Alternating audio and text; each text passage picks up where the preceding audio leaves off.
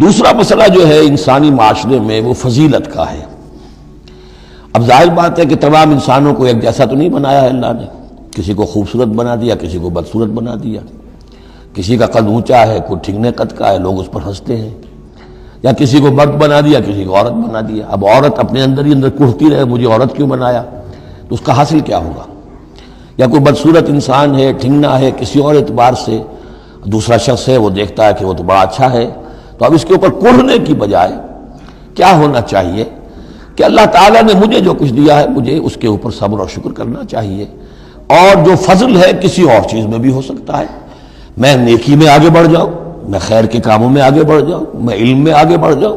تو یہ چیزیں جو ہیں انسان دوسری چیزوں سے اپنی ان کی تلافی کر لے، بجائے اس کے کہ ایک نیگیٹو اس کی سائیکالوجی ڈیولپ ہوتی چلی جائے، کڑھنا اور اندر ہی اندر جھڑتے رہنا، جس سے کہ پھر طرح طرح کی جو ذہنی بیماریاں پیدا ہوتی ہیں، انہی کانفلکٹس کی وجہ سے، انہی فرسٹریشنز کی وجہ سے مینٹل بیلنس آدمی لوز کر بیٹھتا ہے۔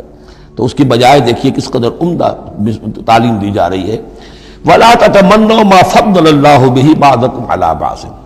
اور تمنا نہ کیا کرو اس شے کی کہ جس کے ذریعے سے اللہ نے تم میں سے بعض کو بعض پر فضیلت دے دی ہے۔ اب اللہ کی دی ہوئی فضیلت ہے،